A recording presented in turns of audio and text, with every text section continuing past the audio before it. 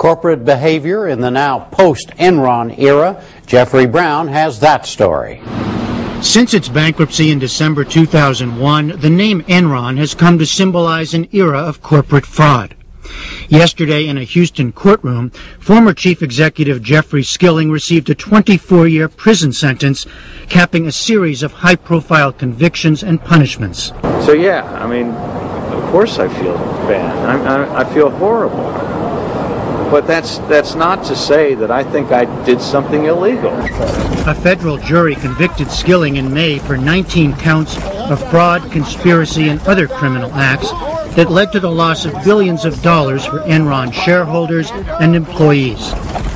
In addition to his prison term, Skilling was ordered yesterday to pay $45 million in restitution. We'll appeal the sentence. I think we have a good basis for appeal, but I don't fault the judge for anything he did today. Skilling was the last of Enron's top executives to be sentenced.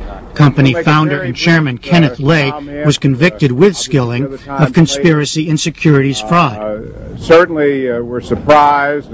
Lay died of a heart attack 2 months later. As a result, last week a federal judge wiped out his conviction. Ousted Chief Financial Officer Andrew Fastow is already behind bars, serving a 6-year sentence that he worked out in a plea deal with prosecutors. And it's not just Enron executives who've been hit with major prison time. Last year, ex-WorldCom chief Bernie Evers was given an even longer sentence, 25 years, for his role in an $11 billion accounting fraud.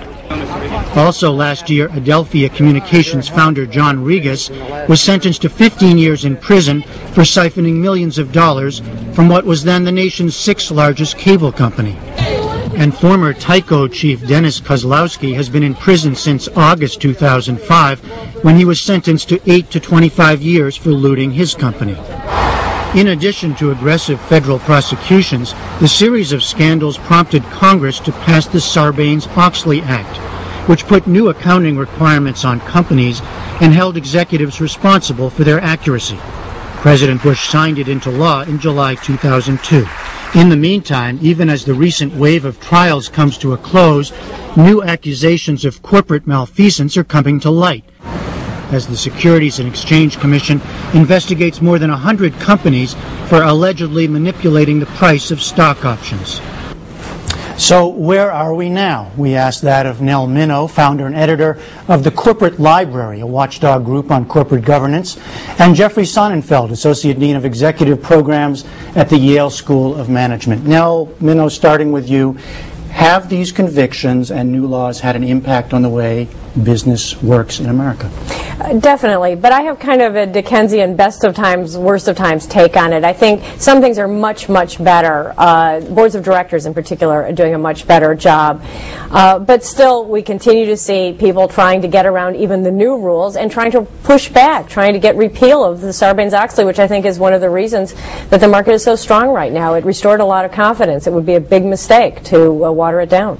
Jeffrey Sonnenfeld, you deal with many corporate executives. What messages are they taking from these long jail sentences?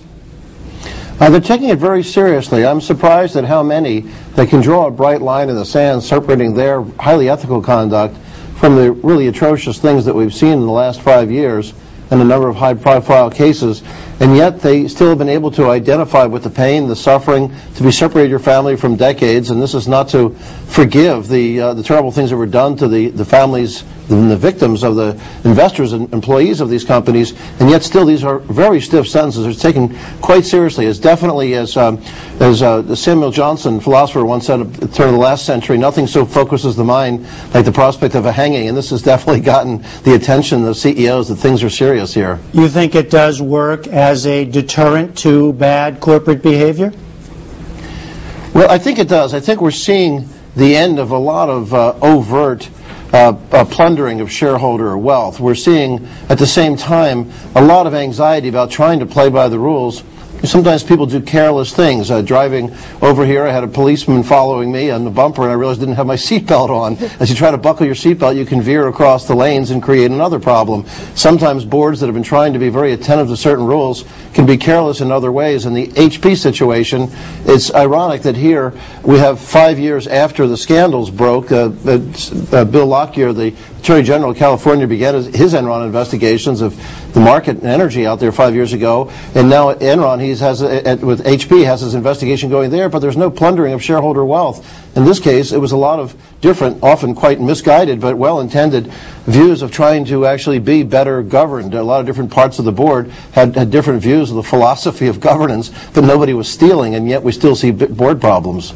Well, Nell Minow, this goes to something that a lot of people still wonder about. 5 years later, were these cases aberrations, or do they speak to something that is more endemic to corporate culture?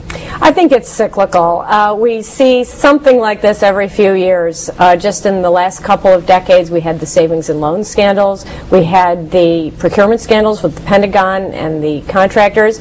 And, of course, we had the Mike Milken and the other scandals, Ivan Boesky. So you're always going to find some bad actors, and they're always going to be looking for a way around the rules. I like the fact that Jeff brought up the issue of HP, because to me it showed that Sarbanes-Oxley has really been very helpful. It was a very small, contained problem, didn't involve massive accounting fraud, didn't involve defective products.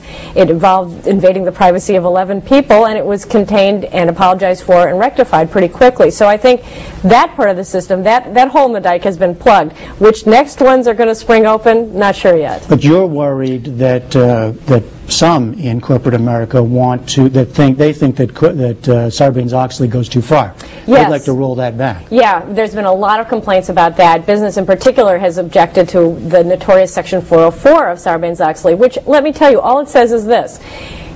Companies have to have internal controls, letting them know whether their systems work or not. Section 404 says, could you let us know if they work? Could you let us know if your internal controls are effective?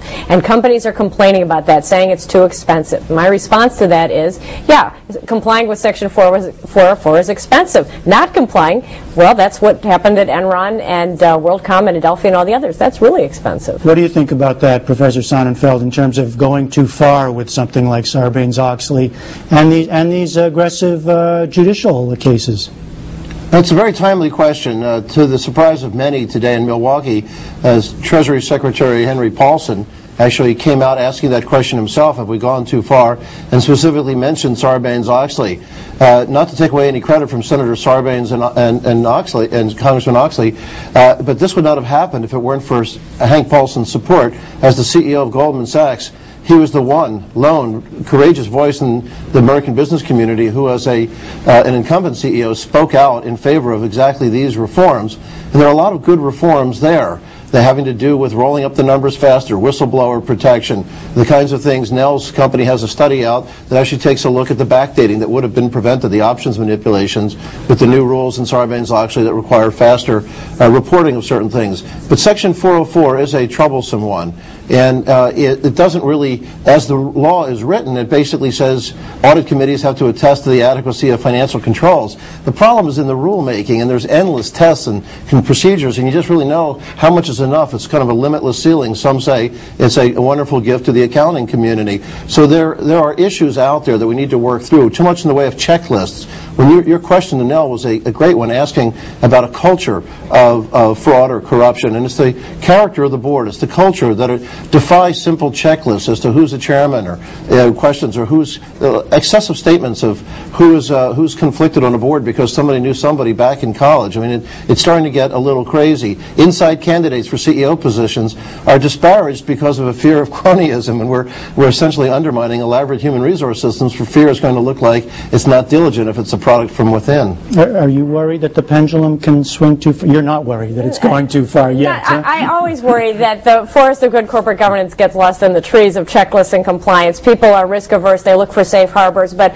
I don't think that's the fault of Sarbanes-Oxley. I think that's the fault of the character. I think that I worry a little bit that CEOs look at sentences like these and they become risk averse in the wrong way. That instead of not wanting to risk breaking the law, they don't want to take any risks at all. They want to stay at home and invest the entire company's assets in T-bills or something like that. So I do worry about that, and I think it is the job of the board of directors to make sure that the compensation and other indicators that they give the CEO keep him or her focused in the right direction, and taking the risks that need to be taken. So I think that is very important. And I worry, too, that globally we're making ourselves less competitive, not by Sarbanes-Oxley, which I think the business community sometimes says, but by some of our other business practices, like excessive compensation. You're nodding your head. Go ahead.